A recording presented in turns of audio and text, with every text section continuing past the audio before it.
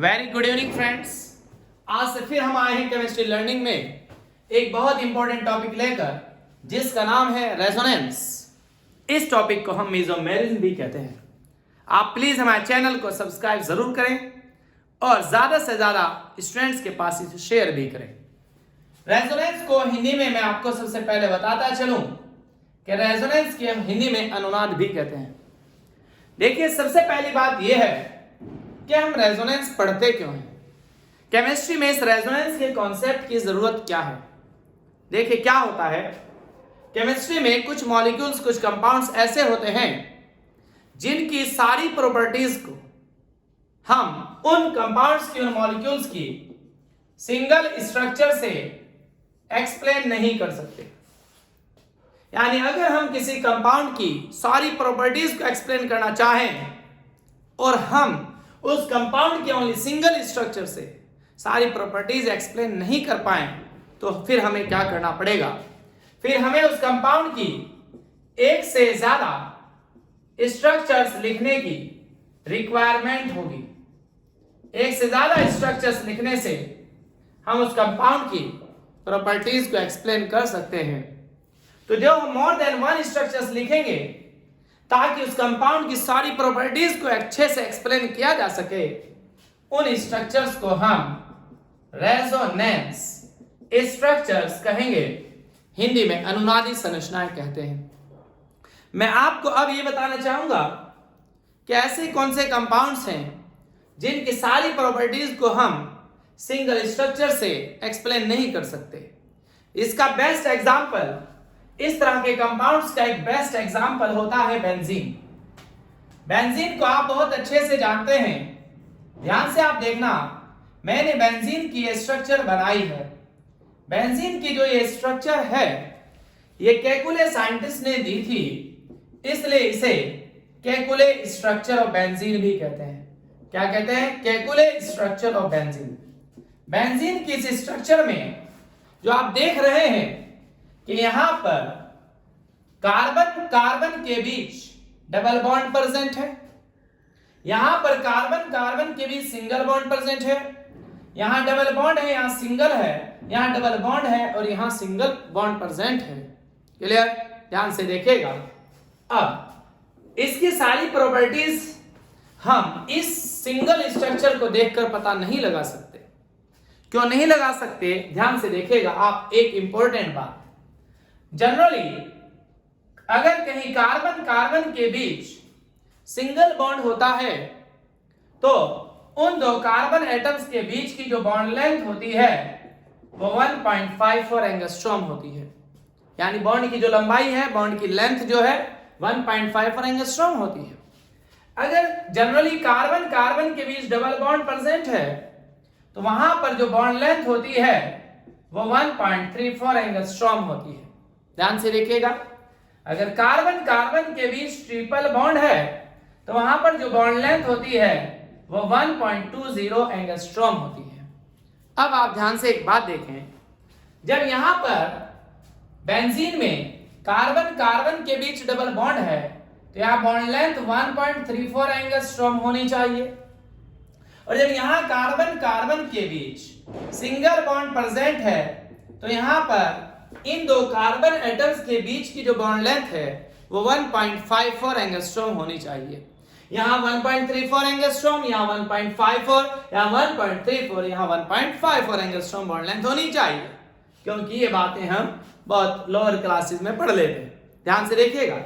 लेकिन हुआ क्या, ध्यान से देखना, हुआ क्या, जब एक्सरे डिफ्रैक्शन से स्टडी की गई, जब बेंजीन की एक्सरे डिफ्रैक्शन से स्टडी की गई, साइंटिस्ट ने इन कार्बन कार्बन के बीच की बॉन्ड लेंथ को मेजर किया तो देखा कि यहां पर इस बेंजीन में, बेंजीन की इस स्ट्रक्चर में, जिसे हम केकुले स्ट्रक्चर ऑफ बेंजीन कहते हैं, इस स्ट्रक्चर में बेंजीन के जो दो कार्बन कार्बन के बीच डबल बॉन्ड है, चाहे यहां से बॉन्ड लेंथ मेजर की, चाहे यहां से सिंगल बॉन्ड की मेजर की, चाहे बॉन्ड लेंथ यहां मेजर की, यहां और यहां या यहां कहीं भी बॉन्ड लेंथ को नापा तो पता ये चला, एक अजीब सी घटना हुई कि हर जगह बॉन्ड लेंथ 1.39 एंगस्ट्रॉम है। कितनी है? 1.39 एंगस्ट्रॉम है। इट मींस क्या पता चला कि चाहे कार्बन कार्बन के बीच डबल बॉन्ड है वहां भी 1.39 एंगस्ट्रॉम है, यहां पर कार्बन कार्बन के बीच जहां हमें सिंगल बॉन्ड दिखाई दे रहा है वहां भी 1.39 एंगस्ट्रॉम है, यहां भी 1.39, यहां भी 1.39, यहां भी और यहां भी 1.39 एंगस्ट्रॉम है। इसका मतलब क्या है कि बेंजीन में 6 के 6 कार्बन के बीच की जो बॉन्ड लेंथ है वो कैसी मिली? एक्सरे डिफ्रैक्शन स्टडी से इक्वल मिली। अब आप ये बात बताइए, जब इस स्ट्रक्चर को हम देखें तो इस स्ट्रक्चर में तो हमें क्लियरली ये नजर आ रहा है क्या कि यहां पर डबल बॉन्ड है और यहां सिंगल है और यहां डबल है, यहां सिंगल है, यहां डबल है, यहां सिंगल है, आ रहा है। इट मींस फिर क्या होना चाहिए? जब हमें अपनी आंखों से ये दिख रहा है कि यहां सिंगल बॉन्ड है कार्बन कार्बन के बीच, तो फिर यहां बॉन्ड लेंथ कितनी होनी चाहिए? 1.54 एंगस्ट्रॉम ही होनी चाहिए। और यहां जहां डबल बॉन्ड दिखाई दे रहा है वहां 1.34 एंगस्ट्रॉम बॉन्ड लेंथ होनी चाहिए। लेकिन एक्चुअल बात क्या है? रियल बात क्या है? वास्तविकता क्या है कि बेंजीन में ना तो 1.34 एंगस्ट्रॉम बॉन्ड लेंथ पाई जाती, ना ही 1.54 एंगस्ट्रॉम बॉन्ड लेंथ पाई जाती। बोलो, मतलब बेंजीन के अंदर तो 2 टाइप्स की बॉन्ड लेंथ पाई ही नहीं जाती।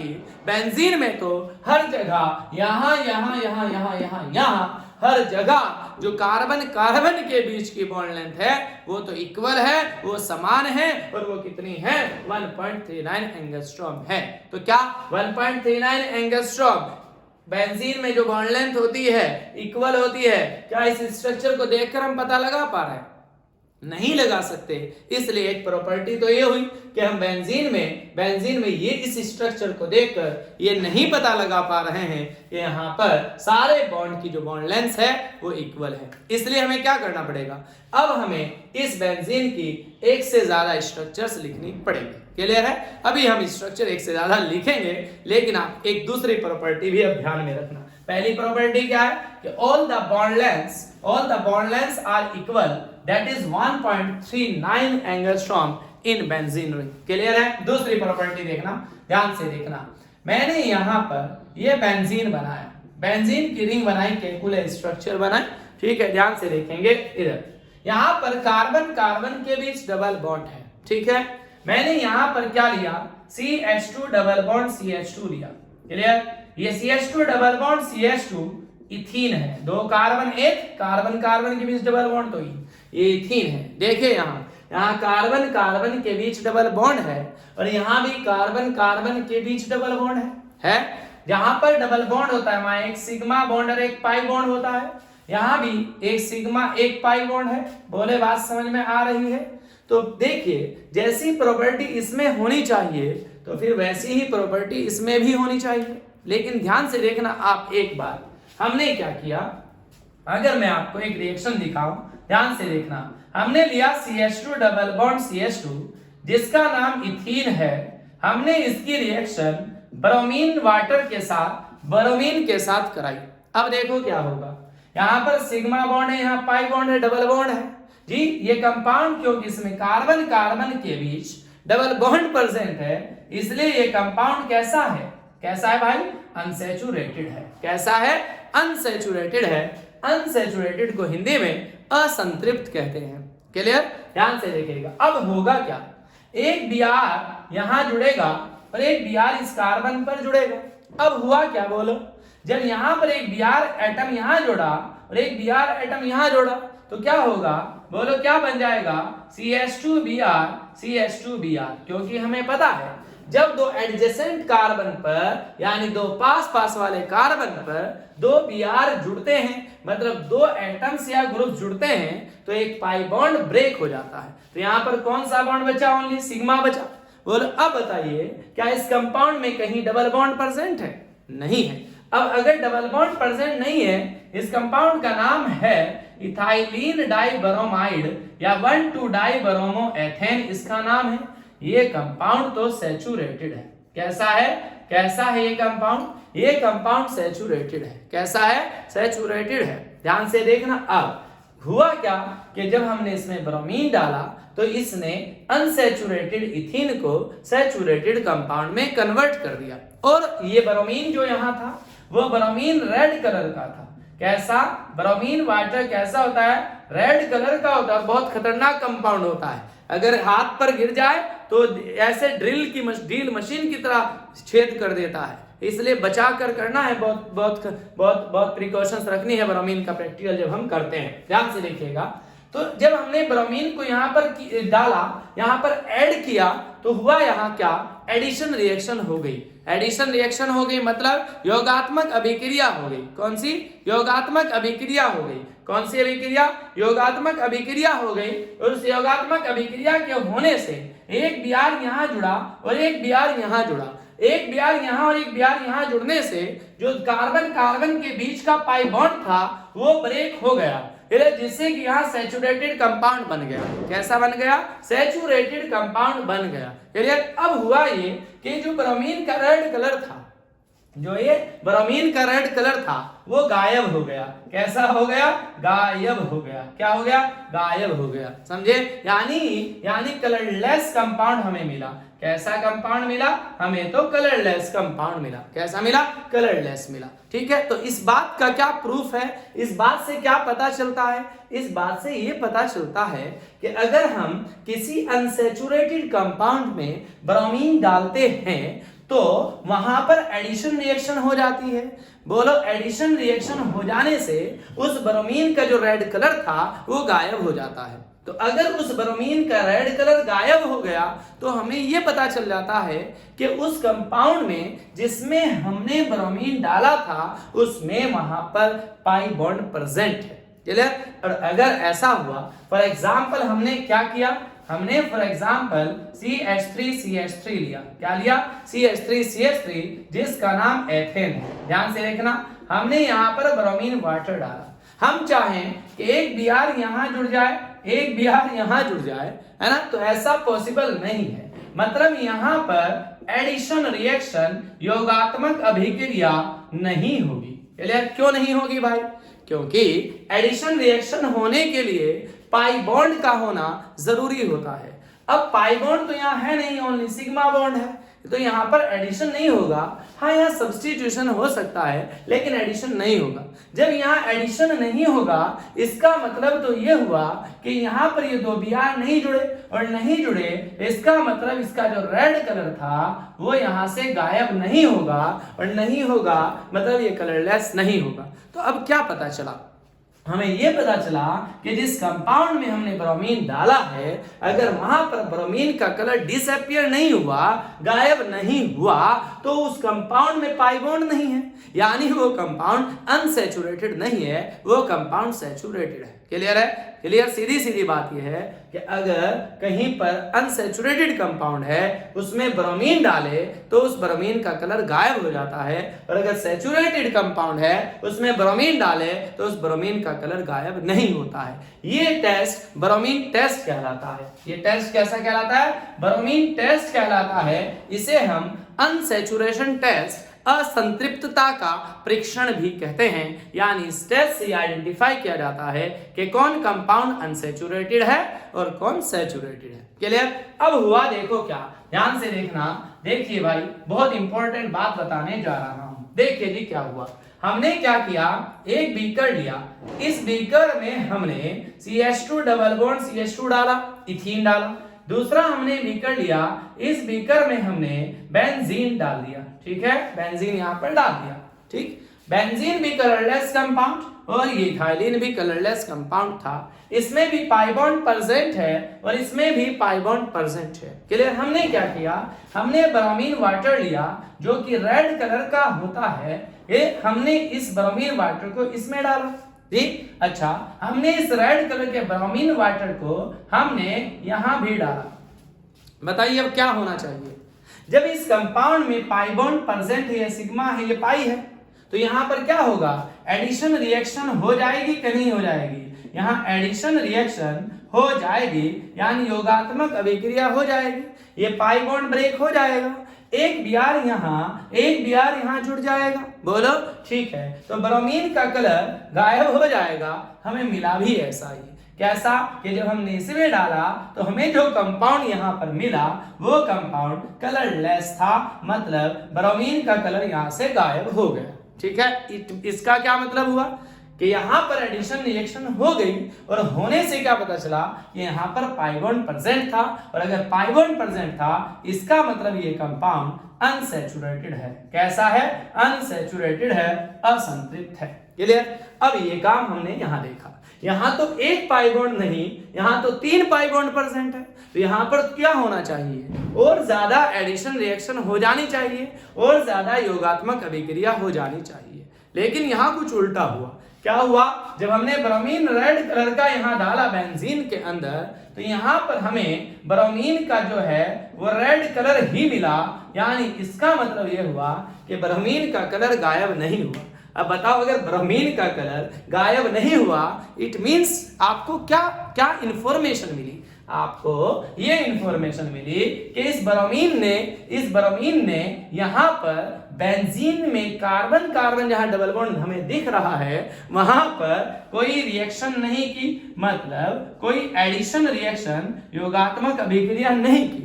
जब योगात्मक अभिक्रिया नहीं की तो Br बेंजीन पर यहाँ नहीं जुड़ा, और नहीं जुड़ा, इनके बीच कोई रिएक्शन नहीं हुई। जब इनके बीच कोई रिएक्शन नहीं हुई तो ये ब्रोमीन अलग पड़ा रहा और ये बेंजीन अलग पड़ा रहा। तो ब्रोमीन का जो कलर था वो रेड का रेड ही रहा, यानी वो वहां से गायब नहीं हुआ। इस बात से क्या पता चला? क्या ये पता चला कि बेंजीन में पाई बॉन्ड नहीं है?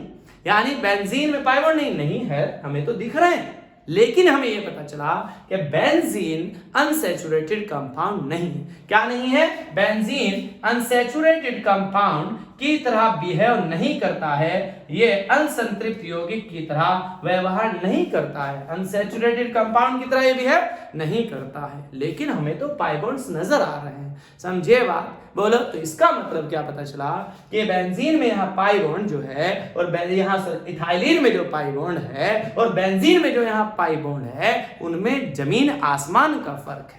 बोलो, बात समझ आ रही है? और इस बात से हमें यह भी पता चला कि ये इथाइलिन तो योगात्मक अभिक्रिया प्रदर्शित करता है, लेकिन ये बेंजीन योगात्मक अभिक्रिया जनरल कंडीशन यानी सामान्य अवस्था में शो नहीं करता। Benzene does not show addition reaction even it contains 3 pi bonds. Benzene में 3 पाई बॉन्ड्स होते हुए भी ये एडिशन रिएक्शन शो नहीं करता, जबकि हमारी नजरिए से क्योंकि हमें यहाँ डबल बॉन्ड दिख रहा है तो इसे एडिशन रिएक्शन कर लेनी चाहिए थी, क्योंकि ये भी तो कर रहा है। बोलो, लेकिन वास्तविकता क्या है कि हमें जिस तरह के यहाँ डबल बॉन्ड से दिख रहे हैं वैसे है नहीं। बोलो, तो इसका मतलब क्या हुआ? इस कंपाउंड को देखकर तो हमें ये लग रहा है, इस स्ट्रक्चर को देखकर तो हमें ये लग रहा है कि यहाँ पर एडिशन रिएक्शन हो जानी चाहिए थी, क्योंकि यहाँ डबल बॉन्ड नजर आ रहा है। लेकिन वास्तविकता क्या है, रियलिटी क्या है कि बेंजीन एडिशन रिएक्शन शो नहीं कर रहा है, ब्रोमीन के कलर को गायब नहीं कर रहा है। और अगर मैं और केमेनोफोर की बात करूं, पोटेशियम परमैंगनेट की बात करूं, तो बेंजीन उसके साथ भी एडिशन रिएक्शन नहीं करता, उसका भी कलर को गायब नहीं करता। बोलो, तो ये बेंजीन की एक अनोखी प्रॉपर्टी है, एक यूनिक प्रॉपर्टी है। दूसरी प्रॉपर्टी है क्या कि बेंजीन एडिशन रिएक्शन नहीं करता है जनरल कंडीशन में। बोले, बात समझ आती है? जबकि हमें यहाँ पर पाई बॉन्ड्स नजर आ रहे हैं, डबल बॉन्ड्स हमें नजर आ रहे हैं, लेकिन ये एक स्ट्रक्चर इस बात को एक्सप्लेन नहीं करती है। तो फिर क्या करना पड़ेगा? अब देखिएगा क्या करना पड़ेगा, ध्यान से देखना। अब हमें इस बेंजीन की प्रॉपर्टीज को अगर एक्सप्लेन करना है तो फिर हमें क्या करना पड़ेगा? इस बेंजीन की एक से ज्यादा स्ट्रक्चर्स बनानी पड़ेगी। ध्यान से देखिएगा, मैंने बेंजीन की एक केकुलर स्ट्रक्चर बनाया। आप ऐसे भी लिखते हैं बेंजीन को, कैसे? आप बेंजीन की स्ट्रक्चर को ऐसे भी लिखते हैं। बोलो, बेंजीन की स्ट्रक्चर को ऐसे भी लिखते हैं। आप बेंजीन की स्ट्रक्चर को ऐसे भी लिखते हैं जी, इस तरह से भी लिखते हैं, रिंग बना देते हैं। समझिए आप ये बात? ध्यान से देखना। अब इस स्ट्रक्चर से ये कैसे बनी, देखिए जी, ध्यान से देखना क्या हुआ। ये बेंजीन की एक रिंग है, इसमें हमने ये पाई बॉन्ड्स बना दिए। देखिए जी, हम इससे ये स्ट्रक्चर बनाना चाहते हैं। तो देखो हुआ क्या, किस तरह से बनाएंगे। देखिए ध्यान से, यहां पर से हमने इस बॉन्ड को यहां भेजा, बोलो यहाँ डबल बॉन्ड था, जब यहाँ से एक बॉन्ड यहाँ शिफ्ट हो गया तो बोले यहाँ कैसा बॉन्ड रह गया, सिंगल, और यहाँ कैसा आ गया, डबल, यानी यहाँ डबल बॉन्ड आ गया और यहाँ सिंगल रह गया। अब देखो ये बॉन्ड जब यहाँ से यहाँ आ गया तो इस कार्बन की वैलेंसी 5 हो गई, क्योंकि 4 तो ऑलरेडी थी, इसलिए 5 हो गई। तो इस बॉन्ड को यहाँ से यहाँ जाना पड़ेगा।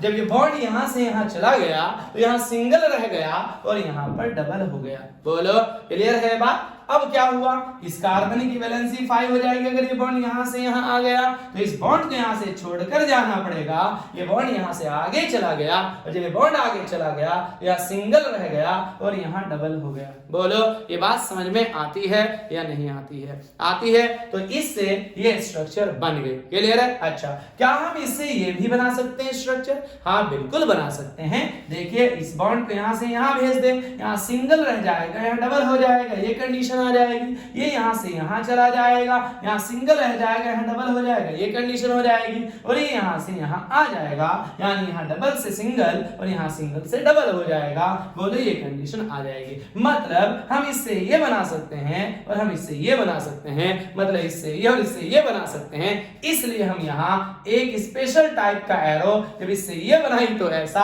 और जब इससे ये बनाई तो ऐसा, यानी ये दोनों स्ट्रक्चर आपस में चेंज हो सकती है। इसलिए इस एरो को हम क्या कहते हैं? डबल हेडेड एरो, 2 सिर वाला एरो। क्लियर है? ठीक है। तो देखिए अब क्या हुआ, मतलब ये हुआ कि यहां से यहां पर ये बॉन्ड का शिफ्टिंग होने से ये बन गई और इस बॉन्ड का शिफ्टिंग होने से ये बन गई। अब बॉन्ड कौन सा शिफ्ट हुआ, एक जगह से दूसरी जगह कौन सा बॉन्ड गया, ध्यान से देखना। यहां पर बॉन्ड कैसा था? डबल था। डबल था तो एक सिग्मा था और एक पाई था। बोलो जहां डबल बॉन्ड होता है वहां एक सिग्मा एक पाई होता है। बताइए जहां भी सिंगल बॉन्ड होता है वहां एक सिग्मा बॉन्ड होता है, जहां डबल बॉन्ड होता है वहां एक सिग्मा एक पाई बॉन्ड होता है, और जहां ट्रिपल बॉन्ड होता है वहां एक सिग्मा 2 पाई बॉन्ड्स होते हैं। क्लियर है ये बात? ठीक है, ध्यान से देखो। तो जब यहाँ एक सिग्मा एक पाई है, क्लियर, तो देखो यहाँ से एक बॉन्ड यहाँ गया तो यहाँ सिंगल रह गया और यहाँ डबल हो गया। तो बताइए यहाँ कौन सा बॉन्ड रहा? यहाँ बोलो कौन सा बॉन्ड रहा? यहाँ तो सिग्मा रहा। बोलो, और यहाँ बताओ कैसा था? खाली सिग्मा था। तो यहाँ पर तो सिग्मा भी है और अब पाई भी है। तो मुझे आप बताइए कि यहाँ से जब यहाँ बॉन्ड आया, यहाँ सिंगल रह गया, यहाँ डबल हो गया, तो यहाँ से कौन सा बॉन्ड यहाँ आया? बोलो कौन सा आया? क्या सिग्मा आया? नहीं, सिग्मा तो देखो अब है, सिग्मा तो अब भी है। कौन सा आया? पाई बॉन्ड यहाँ से यहाँ शिफ्ट हो गया। बोलो बात समझ आती है? तो याद रखना, जो रेजोनेंस होती है उस रेजोनेंस के अंदर कौन जाता है? कौन जाता है? पाई बॉन्ड जाता है, मतलब पाई इलेक्ट्रॉन्स जाते हैं। क्या करते हैं? एक जगह से दूसरी जगह जाते हैं। अब एक जगह से दूसरी जगह जाने से, एक जगह से दूसरी जगह जाने को हम क्या कहते हैं? हम कहते हैं डीलोकेलाइजेशन। क्या होता है यहाँ? डीलोकेलाइजेशन होता है किसका? पाई इलेक्ट्रॉन्स का। तो रेजोनेंस के अंदर ये बात समझने की बहुत इंपॉर्टेंट है कि रेजोनेंस के अंदर क्या होता है? पाई इलेक्ट्रॉन्स का डीलोकेलाइजेशन होता है। अब डीलोकेलाइजेशन का मीनिंग मैं आपको बताता हूं। देखिए, डी का मतलब होता है ना। डी का मतलब क्या होता है? ना। लोकल, लोकल का मीनिंग क्या होता है? लोकल का मतलब यह होता है यहीं रहना, यहीं रहना। भाई हमसे कोई पूछे हम यहीं आसपास रहते हैं कि आप कहाँ रहते हो, तो हम कभी कभी क्या कहते हैं कि हम तो लोकल से ही है। इसका मतलब क्या है? कि हम तो यहीं के हैं। या आप मार्केट में जाएं कोई सामान खरीदने, घर से आप मन बना कर गए कि मुझे तो आज ब्रांडेड सामान खरीदना है, ब्रांडेड वॉच खरीदनी है अजी, तो फिर क्या होगा? क्या होगा? दुकानदार ने आपको 100 रुपए की वॉच दिखाई, आप क्या कहेंगे एकदम से? ये तो लोकल है। बताओ भाई आप क्या कहना चाहते हैं कि ये तो लोकल है? इसका मतलब क्या है?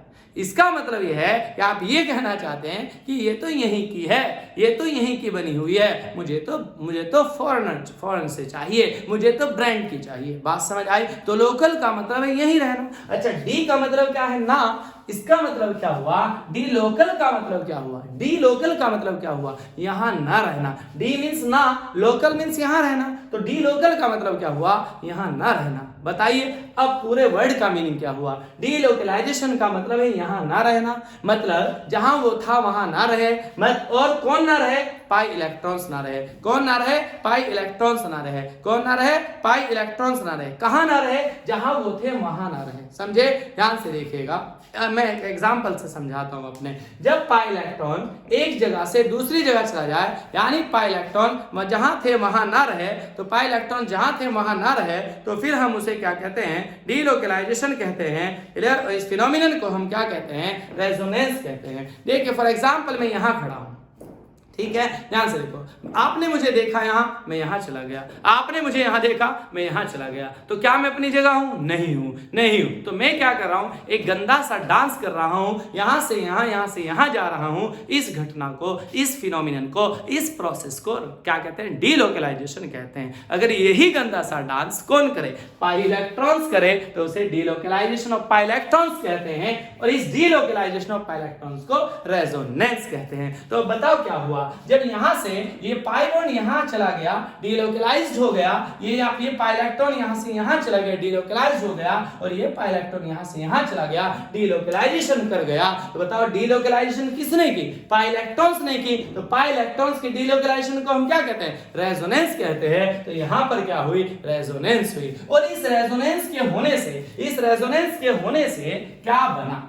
बताइए, इस रेजोनेंस के होने से क्या बना? एक ये स्ट्रक्चर बन गई। बोलो बन गई कि नहीं बन गई? अच्छा, इससे ये भी तो बन सकती है, यानी यहां डीलोकलाइजेशन होने से, ये पाई इलेक्ट्रॉन्स का डीलोकलाइजेशन होने से, यानी रेजोनेंस होने से ये बन जाएगी। इसका मतलब क्या हुआ कि ये दोनों स्ट्रक्चर्स जो है वो कैसी है? रेजोनेंस स्ट्रक्चर्स है। कैसी हैं? रेजोनेंस स्ट्रक्चर्स हैं, अनुनादी संरचनाएं हैं। बोलो, ये बात समझ आती है या नहीं आती है? क्लियर है? अच्छा, रेजोनेंस स्ट्रक्चर्स का और नाम क्या है? रेजोनेंस स्ट्रक्चर्स का नाम कैनोनिकल स्ट्रक्चर्स भी होता है। रेजोनेंस स्ट्रक्चर्स कैसी होती हैं? रेजोनेंस स्ट्रक्चर हाइपोथेटिकल होती हैं। कैसी? हाइपोथेटिकल होती हैं, काल्पनिक होती हैं, क्योंकि मैंने बताया था कि जैसी ये दिख रही है वैसी ये है नहीं, क्योंकि इससे सारी बातें पता नहीं चल रही है। तो सिर्फ हम ये कल्पना कर रहे हैं कि यहाँ डबल बॉन्ड है, यहाँ सिंगल है, डबल बॉन्ड है, ऐसा कुछ नहीं है। बोले बात समझ आती है? तो ये तो काल्पनिक है। मैं तो सीधी सीधी बात यूं कह देता हूं कि ये नॉन रियल स्ट्रक्चर्स हैं। नॉन रियल यानी अवास्तविक संरचना है। मैं तो सीधी सीधी बात यूं कह देता हूं कि ये झूठी स्ट्रक्चर है, ये तो झूठी है, ये तो एक नंबर की झूठी है, क्योंकि ये तो ये कह रही है कि हमारे में यहां डबल बॉन्ड है। अरे अगर तेरे में यहां डबल बॉन्ड है तो तेरी बॉन्ड लेंथ यहां 1.34 एंगस्ट्रॉम होनी चाहिए ना। बोलो, और ये कहती मेरे में यहां सिंगल है, तो अगर तेरे में यहां सिंगल है तो तेरी बॉन्ड लेंथ यहां की कितनी होनी चाहिए? 1.54 एंगस्ट्रॉम होनी चाहिए। लेकिन एक्सपेरिमेंट अलग बात कहता है, एक्सरे डिफ्रैक्शन की स्टडी अलग बात कहती है। क्या कि तेरे में यहां भी 1.39 एंगस्ट्रॉम बॉन्ड लेंथ है, तेरे में यहां भी 1.39 एंगस्ट्रॉम बॉन्ड लेंथ है। बोलो, इसका मतलब क्या है? इसका मतलब क्या है कि ये स्ट्रक्चर झूठी है, ये स्ट्रक्चर भी झूठी है, यानी ये स्ट्रक्चर बेंजीन की सारी प्रॉपर्टीज को ना तो ये एक्सप्लेन कर सकती और ना ही ये एक्सप्लेन कर सकती। ये नॉन रियल है, ये हाइपोथेटिकल है, ये काल्पनिक है, ये रेजोनेंस स्ट्रक्चर्स हैं, ये झूठी स्ट्रक्चर्स हैं। क्लियर है? बात समझ आती है? अब सच्चा क्या है? जो एक्सप्लेन करता हो। सच्ची बात क्या है? सच्ची स्ट्रक्चर कौन सी है? एक्चुअल कौन सी स्ट्रक्चर है? रियल स्ट्रक्चर कौन सी है? वो है जो इन बातों को, बेंजीन की प्रॉपर्टी को एक्सप्लेन करती हो। चलिए देखते हैं, हम इन दोनों स्ट्रक्चर्स को मिलाकर एक एक्चुअल स्ट्रक्चर बनाते हैं। ध्यान से देखिएगा, आप इन दोनों को मिलाकर एक बनाते हैं। देखो, बहुत प्यार से समझना, हम इन दोनों को मिलाकर एक स्ट्रक्चर बनाते हैं। देखिए, मैंने यहां पर रिंग बनाई, यहां पर रिंग, यहां मैं बना लेता हूं, यहां पर मैंने ये रिंग बनाई। बताइए, पहले स्ट्रक्चर में डबल बॉन्ड यहां था, मैं इस डबल बॉन्ड को डॉटेड लाइन से शो कर देता हूं, मोती लगा देता हूं। ठीक है, पहले डबल बॉन्ड यहां था, और कहां था? यहां था, और कहां था? यहां था। बोलो, था या नहीं था? था। लेकिन फिर क्या हुआ? डीलोकलाइजेशन होने से ये जो पाई बॉन्ड है यहां से यहां चला जाता है, मतलब ये यहां से यहां चला जाता है। बोलो, ये वाला पाई बॉन्ड यहां से यहां चला जाता है। बोलो, इस यहां आ गया, ये फिर यहां से आगे चला जाता है, यानी ये यहां से यहां चला गया, ये बन गया। बोलो, बन गया कि नहीं? आप ऐसे भी देख सकते हैं कि एक रिंग में तो पाई बॉन्ड यहां और यहां थे, दूसरी रिंग में देखो पाई बॉन्ड यहां है और कहाँ है, यहाँ है डबल बॉन्ड यहाँ, और कहाँ है, यहाँ है। बोलो बात समझ आ रही है। और इस डबल बॉन्ड के आपस में बंध मिल जाने से एक रिंग का डेवलपमेंट हो गया कि नहीं? इसलिए आप बेंजीन में ये रिंग बनाते हैं। बोलो बात समझ आ रही है। यानी जो ये स्ट्रक्चर बनी है ये इन दोनों की एक इंटरमीडिएट स्ट्रक्चर है। क्लियर? अब बताओ मुझे, जब मैंने यहाँ पर इस तरह से मोती मोती लगाए हैं तो ये क्या कह रहे हैं? क्या इस स्ट्रक्चर में आप ये कह सकते हैं कि डबल बॉन्ड यहाँ है? नहीं। क्या यहाँ है? नहीं। क्या यहाँ है? नहीं है। क्या यहाँ है? नहीं है। क्या यहाँ है? नहीं है। क्या यहाँ नहीं है? नहीं। दिवाली का टाइम है, आप लाइटिंग इस तरह से लाइट लगाते हैं किसी बॉक्स के अंदर, कभी यहाँ जलती है, कभी यहाँ जलती है, कभी यहाँ जलती है, कभी यहाँ जलती है, कभी यहाँ जलती है, तो आप क्या कहेंगे? ये लाइट सिर्फ यहाँ है? नहीं, यहाँ भी है, यहाँ भी है, यहाँ भी है, यहाँ भी है, यहाँ भी है, यहाँ भी है। बोलो जलबुझ होती है ना लाइट। बात समझ आ रही है? इसका मतलब हमें क्या पता चला कि पाई बॉन्ड यहाँ है, हाँ यहाँ है, हाँ यहाँ है, हाँ यहाँ है, हाँ यहाँ है, हाँ यहाँ है, हाँ। इसका मतलब हमें यह पता चला, इस बात से हमें क्लियरली ये शो हो रहा है कि पाई बॉन्ड्स, बेंजीन में जो 3 पाई बॉन्ड्स है वो एक जगह नहीं है, वो डीलोकलाइजेशन कर रहे हैं, वो एक गंदा सा डांस कर रहे हैं, वो पूरी रिंग में घूम रहे हैं, वो एक जगह कांस्टेंट पोजीशन में नहीं है, वो एक जगह रुके हुए नहीं है। और वो घूमने वाली बात कौन बता रहा है? वो घूमने वाली बात ये बता रहे हैं। बोला इसलिए ये कैसी स्ट्रक्चर है? ये बेंजीन की कैसी स्ट्रक्चर है? एक्चुअल स्ट्रक्चर है। कैसी है? एक्चुअल स्ट्रक्चर है। कैसी स्ट्रक्चर है? रियल स्ट्रक्चर है। और इसे हम क्या कहते हैं? इस स्ट्रक्चर को क्या कहते हैं? हम रेजोनेंस हाइब्रिड कहते हैं। क्या कहते हैं? रेजोनेंस हाइब्रिड कहते हैं। हिंदी में इसे अनुनाद संकर कहते हैं। क्लियर है? ये जो स्ट्रक्चर है रेजोनेंस हाइब्रिड जो है ये सबसे ज्यादा स्टेबल है। यानी रेजोनेंस स्ट्रक्चर से ज्यादा स्टेबल होता है कौन? ये रेजोनेंस हाइब्रिड। क्यों? क्योंकि इसकी जो रेजोनेंस एनर्जी है, क्या जो इसकी रेजोनेंस एनर्जी है, जो अनुनाद ऊर्जा है, वो कैसी होती है? वो कैसी होती है? ज्यादा होती है। रेजोनेंस एनर्जी कैसी होती है? ज्यादा होती है। बोले बात समझ में आती है कि नहीं आती है? तो आज के बाद आप क्या याद रखेंगे कि बेंजीन में ये 3 पाई बॉन्ड्स जो हैं वो एक फिक्स पोजीशन में नहीं है, एक ही जगह रुके हुए नहीं है, वो तो घूम रहे हैं। ये यहाँ से यहाँ, यहाँ से यहाँ, यहाँ से यहाँ, यहाँ से यहाँ, यहाँ से यहाँ, यहाँ से यहाँ डांस कर रहे हैं। बोलो अब मैं आपको बताता हूं। अब आपको ये बात समझ में आ गई होगी क्या कि बेंजीन में जो ब्रोमीन जब हमने डाला तो यहाँ पर अटैक करके जुड़ क्यों नहीं जाता? एडिशन रिएक्शन क्यों नहीं करता? ध्यान से देखना। अब आप ये बात आप समझ जाएंगे, बहुत प्यार से समझ जाएंगे, बहुत प्यार से आप देखेंगे। देखो जी, अगर हमने क्या लिया, फिर से मैं आपको दिखाता हूं। हमने इथाइलिन लिया, हमने इसकी रिएक्शन कराई ब्रोमीन के साथ। हमने क्या लिया? बेंजीन लिया। बेंजीन में हमने इस ब्रोमीन की रिएक्शन कराई। हम क्या चाहते हैं कि यहाँ जुड़े, यहाँ जुड़े, यानी यहाँ पर पाई बॉन्ड टूट जाए। हम चाहते हैं यहाँ और यहाँ जुड़ जाए और ये पाई बॉन्ड जो है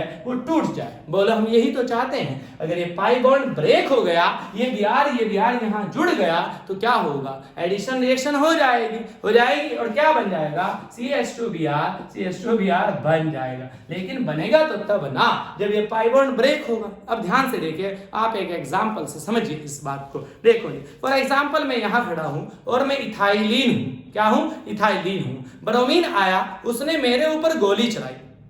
ब्रोमीन वहां खड़ा है, उसने मेरे ऊपर निशाना लगाया और मैं यहीं खड़ा हूं, मैं यहां से नहीं हिल रहा हूं। आप मुझे बताएं, जब मैं यहीं खड़ा हूं और उस ब्रोमीन ने मुझे तोड़ने के लिए, मुझे मारने के लिए, मुझे ब्रेक करने के लिए, मुझे गिराने के लिए क्या किया? गोली चलाई। तो बताओ, वो जो निशाना लगा रहा है, मेरी तरफ लगा रहा है, तो उसकी गोली लगने के मेरे ऊपर ज्यादा चांसेस, ज्यादा पॉसिबिलिटी, ज्यादा संभावना है या नहीं?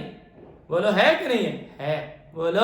लेकिन एक बात देखो, ये इथाइलिन का केस था, ध्यान से देखना। अब बेंजीन के केस में आप देखिए, फॉर एग्जांपल मैं बेंजीन हूं, ब्रोमीन ने क्या किया? मेरे ऊपर निशाना चलाया गोली लगाने के लिए। जैसे ही उसने मुझे लगा कि उसने गोली चलाई, मैं यहां से यहां हो गया। बोलो, उसने यहाँ गोली चलाई, मैं यहाँ से यहाँ हो गया। उसने यहाँ चलाई, मैं यहाँ से यहाँ आ गया। उसने यहाँ चलाई, मैं यहाँ से यहाँ आ गया। बोलो बोलो, इसका मतलब तो ये होगा ना कि मैं चारपाई के चारों तरफ भाग रहा और मेरे पीछे मेरे पकड़ने वाला भाग रहा, बोलो तो मुझे पकड़ नहीं पाएगा। ठीक वही हालत बेंजीन में है। क्या कि ब्रोमीन ने क्या किया, अटैक यहाँ किया। जैसे ही ब्रोमीन ने यहाँ अटैक किया तो ये पाई बॉन्ड यहाँ से हटा यहाँ चला गया। इसे देखकर वैलेंसी क्योंकि कार्बन की ज्यादा हो गई, यहाँ से यहाँ आ गया और यहाँ से यहाँ आ गया। बोलो अब ब्रोमीन यहाँ अटैक करता रहे, यहाँ तो पाई बॉन्ड है ही नहीं। बोलो है क्या, बोलो बात समझ आ रही है। ब्रोमीन ने कहा अच्छा यहाँ चला गया, चलिए भाई अच्छा यहाँ चला गया, चलिए भाई यहाँ अटैक कर देता हूँ, यहाँ अटैक कर देता हूँ। ये क्या किया, इस पाई बॉन्ड ने क्या किया, यहाँ आ गया, ये यहाँ से यहाँ आ गया, यहाँ से यहाँ आ गया। बोलो ब्रोमीन इसके पीछे पीछे, ये आगे आगे, ब्रोमीन पीछे पीछे। बोलो क्या फिर ब्रोमीन इस बेंजीन के जो पाई बॉन्ड्स हैं उनको तोड़ पाएगा आसानी से? नहीं तोड़ पाएगा, जनरली नहीं तोड़ पाएगा। बोलो बात समझ आ रही है। इसलिए हम कहते हैं कि बेंजीन में बेंजीन एडिशन रिएक्शन शो नहीं करता है, जनरली एडिशन रिएक्शन शो नहीं करता है। बोलो योगात्मक अभिक्रिया प्रदर्शित नहीं करता है। तो उसकी प्रॉपर्टी सिर्फ इस स्ट्रक्चर को देखने से पता नहीं कर सकते, उसकी प्रॉपर्टीज का पता सिर्फ एक स्ट्रक्चर के देखने से नहीं लगाया जा सकता। इसलिए हमें उस बेंजीन की या और कंपाउंड्स की क्या करनी पड़ती है, एक से ज्यादा स्ट्रक्चर लिखनी पड़ती हैं। बोलो ये बात समझ में आती है या नहीं? और उन स्ट्रक्चर्स को रेजोनेंस स्ट्रक्चर्स कहते हैं और इस घटना को रेजोनेंस कहते हैं। इसमें क्या था भाई, यही खड़ा पाई बॉन्ड कहीं जा ही नहीं रहा, कहीं जा ही ना, यहाँ से यहाँ जा ही नहीं सकता। क्यों नहीं जा सकता ये भी मैं आपको बात बताऊंगा कि यहाँ क्यों खड़ा है, यहाँ से क्यों नहीं जा सकता है। जब ये यहीं खड़ा रहेगा इसके गोली लग जाएगी, ये यहाँ पर पाई बॉन्ड टूट जाएगा और एडिशन रिएक्शन हो जाएगी। बोलो तो ये बेंजीन की प्रॉपर्टी थी, इसलिए हमें क्या किस कॉन्सेप्ट की जरूरत पड़ी, रेजोनेंस कॉन्सेप्ट की जरूरत पड़ी। बोलो ये बात समझ में आती है या नहीं आती है? अब ध्यान से देखना जी, रेजोनेंस के रूल्स क्या है। देखिए रेजोनेंस का जो रूल्स हैं, रेजोनेंस का पहला रूल ये है कि रेजोनेंस वही होती है, रेजोनेंस वही होती है जब मॉलिक्यूल प्लेनर होता है। मॉलिक्यूल जो होता है, molecule must be planar. Resonance होने के लिए, रेजोनेंस के लिए मॉलिक्यूल प्लेनर होना चाहिए। प्लेनर मतलब तलीय होना चाहिए। क्यों? प्लेनर होने से क्या होगा, प्लेनर होने से क्या होगा, प्लेनर होने से होगा कि उसकी जो एटॉमिक ऑर्बिटल्स हैं जिनके बीच ओवरलैपिंग होनी है ना, वो ओवरलैपिंग, अगर वो एटॉमिक ऑर्बिटल्स एक ही प्लेन में है तो वो ओवरलैपिंग आसानी से हो जाएगी। क्लियर है? तो वहां पर डीलोकलाइजेशन पाई इलेक्ट्रॉन्स का जो होना है वो आसानी से हो जाएगा, इसलिए मॉलिक्यूल प्लेनर होना चाहिए। दूसरी बात यह है कि रेजोनेंस के अंदर only delocalisation of pi electrons होता है। क्या होता है? पाई इलेक्ट्रॉन्स का डीलोकलाइजेशन तो होता है, पाई इलेक्ट्रॉन्स का डीलोकलाइजेशन तो होता है, मतलब पाई इलेक्ट्रॉन्स एक जगह से दूसरी जगह तो जाते हैं, लेकिन but position of atoms, position of atom यानी एटम्स की position do not change. Atoms की पोजीशन चेंज नहीं होती। ऐसा नहीं है कि एक कार्बन यहां से वहां चला जाएगा, नहीं, एटम्स जहां हैं वहीं रहेंगे। बस क्या होगा, पाई इलेक्ट्रॉन्स एक जगह से दूसरी जगह जाएंगे। बोलो ये बात समझ आती है? तीसरी बात देखिए, रेजोनेंस स्ट्रक्चर्स बनाने के लिए तीसरा रूल क्या है। रेजोनेंस स्ट्रक्चर्स में जो रेजोनेंस स्ट्रक्चर्स है, जितनी भी वो रेजोनेंस स्ट्रक्चर्स हैं, उन रेजोनेंस स्ट्रक्चर्स की जो एनर्जी है, कैसी क्या है, जो उनकी एनर्जी है वो कैसी होनी चाहिए, ऑलमोस्ट इक्वल एनर्जी होनी चाहिए।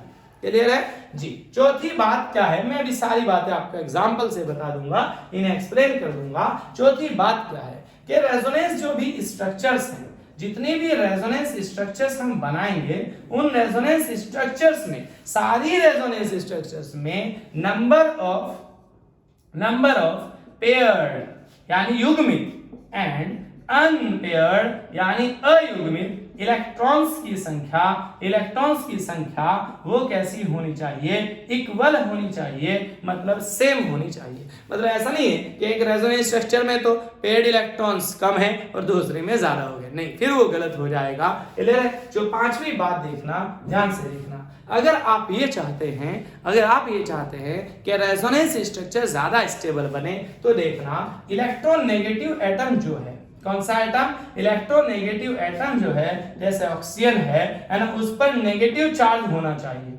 कैसा? उस पर नेगेटिव चार्ज तो आ सकता है, और जो इलेक्ट्रोपॉजिटिव एटम है उस पर पॉजिटिव चार्ज होना चाहिए। किस पर? पॉजिटिव चार्ज होना चाहिए, मतलब जो जिस बिरादरी का है उस पर वैसा ही चार्ज होना चाहिए। ठीक है। छठा रूल नंबर 6 की मैं बात करता हूं, ध्यान से आप देखेंगे, ध्यान से देखेंगे जी। रूल नंबर 6 की मैं बात करता हूं कि अगर किसी स्ट्रक्चर में, रेजोनेंस स्ट्रक्चर के अंदर चार्ज सेपरेशन है, क्या है? चार्ज सेपरेशन है, मतलब उसमें दो चार्जेस हैं, चार्ज एक दूसरे से अलग अलग हैं, मैं दिखा दूंगा आपको एग्जांपल से, तो वो कम स्टेबल होगी, वो रेजोनेंस स्ट्रक्चर कम स्टेबल होगी। लेकिन अगर कोई रेजोनेंस स्ट्रक्चर ऐसी है कि उसमें चार्ज सेपरेशन नहीं है, क्या नहीं है? कि उसके अंदर चार्ज सेपरेशन नहीं है, नो चार्ज सेपरेशन, तो वो कैसी होगी? वो ज्यादा स्टेबल होगी। ठीक है, कैसी होगी? वो ज्यादा स्टेबल होती है। ठीक है, ये सारे रूल्स मैं आपको जरूर बताऊंगा, मतलब इनकी एक्सप्लेनेशन मैं आपको जरूर बताऊंगा। ठीक है, अब देखिए आप फाइनल कंडीशन देखना, फाइनल कंडीशन आप देखना, फाइनल रूल क्या है, ध्यान से देखना। एक बात ध्यान से देखिएगा, एक बात देखना प्लीज, बहुत ही इंपॉर्टेंट बात है। कुछ और समझ में आए रेजोनेंस में या ना आए, सारे रूल्स तो मैं आपको एक एक करके एक्सप्लेन कर ही दूंगा, आपको ध्यान रखनी है। अगर हमारे पास दो कंपाउंड्स हैं, एक कंपाउंड ए है और एक कंपाउंड बी है, ठीक, हमें ये पता लगाना है कि ए कंपाउंड और बी कंपाउंड में ज्यादा स्टेबल कंपाउंड कौन सा है। क्या पता लगाना है कि ज्यादा स्टेबल कंपाउंड कौन सा है और कम स्टेबल कंपाउंड कौन सा है। तो याद रखना अगर ए कंपाउंड रेजोनेंस शो कर रहा है और बी कंपाउंड रेजोनेंस शो नहीं कर रहा है, A compound resonance structure show कर रहा है और B compound resonance structure show नहीं कर रहा है, याद रखना वो कंपाउंड ज्यादा स्टेबल होगा जो रेजोनेंस शो करेगा, और वो कंपाउंड कम स्टेबल होगा जो रेजोनेंस शो नहीं करेगा। बोले बात समझ आती है या नहीं आती है? जो कंपाउंड रेजोनेंस शो करेगा वो ज्यादा स्टेबल होगा, और जो कंपाउंड रेजोनेंस शो नहीं करेगा वो कम स्टेबल होगा। ठीक है, चलिए मैं एक बहुत अच्छे एग्जांपल से आपको ये समझाता हूं, ध्यान से देखना। फॉर एग्जांपल आपकी क्लास में दो स्टूडेंट्स हैं, एक ए और एक बी, ठीक है, पढ़ाई में दोनों इंटेलिजेंट हैं। फॉर एग्जांपल इसके भी 90% मार्क्स आते हैं और इसके भी 90% मार्क्स आते हैं। ठीक है, देखिए तो आपसे कोई पूछे भाई ज्यादा अच्छा कौन है, ज्यादा ताकत स्टेबल कौन है, तो आप तो कहेंगे दोनों बराबर इंटेलिजेंट। ठीक है, चलिए थोड़े दिन के बाद आपको क्या पता चला कि जो इनमें से एक कंपाउंड है वो कंपाउंड डांसर है। क्या है? डांसर भी है, वो एक क्लब में जाता है शाम को और वो डांस भी करता है, यानी उसके अंदर पढ़ाई के साथ साथ, पढ़ाई में इंटेलिजेंसी होने के साथ साथ एक खूबी, एक क्वालिटी और भी है कि वो डांसर है। ठीक है, चलिए अब बी का आपको पता चला कि जो बी है वो डांसर नहीं है। तो आपसे कोई पूछे भाई कौन ज्यादा अच्छा है, कौन ज्यादा स्टेबल है, बताओ, तो आप क्या कहेंगे? पढ़ाई में तो दोनों बराबर की इंटेलिजेंसी है ना जी, लेकिन इसके अंदर एक और खूबी है कि डांसर भी है। तो आप क्या कहेंगे कि ए ज्यादा अच्छा है। बोले बात समझ आती है या नहीं आती है? ठीक है, अभी दूसरी बात देखना, आपको थोड़े दिनों बाद क्या पता चला, क्या पता चला? आपको थोड़े दिनों बाद ये पता चला कि यार हमने तो गलत बता दिया, क्या कि ए तो डांसर था ही, किसी ने बताया यार बी भी तो डांसर है, मैंने खुद देखा उसको क्लब में डांस करते हुए। तो आपको क्या पता चला कि बी भी डांसर है। अब आपने क्या सोचा, अब कैसे डिसाइड किया जाए कि कौन अच्छा है? तो आप क्या करेंगे, आप क्लब में जाएंगे, इसके ए के भी और बी के भी। ठीक है, आपने इनके डांस देखने का टिकट लिया। ठीक है, चलिए अब आपने पहले ए का डांस देखने की कोशिश करी, आप उसमें क्लब में एंट्री कर गए। आपने जब इसका डांस देखना शुरू किया तो इस ए ने क्या किया, इस ए ने आपके सामने 50 ठुमके लगाए। ठीक, क्या लगाए? 50 ठुमके लगाए, और 50 ठुमके लगाने के बाद भी अभी इसके अंदर ताकत बची है, ये अभी और डांस कर सकता है। ठीक है, चलिए आपने इसका डांस देख लिया। ठीक है, अब देखो यहाँ पर जब आप बी का डांस देखने गए, इसके क्लब में गए, भाई बी को भी देख लेते हैं कैसा डांसर है। बी ने क्या किया, बी ने 10 ठुमके तो लगा दिए बड़े मजे से, 10 ठुमके तो लगा दिए, लेकिन 10 ठुमके लगाने के बाद बी पड़ा बेहोश, बी बेहोश हो गया। ठीक है, अब बताओ क्या हुआ, आपके तो टिकट के पैसे भी खराब हो गए।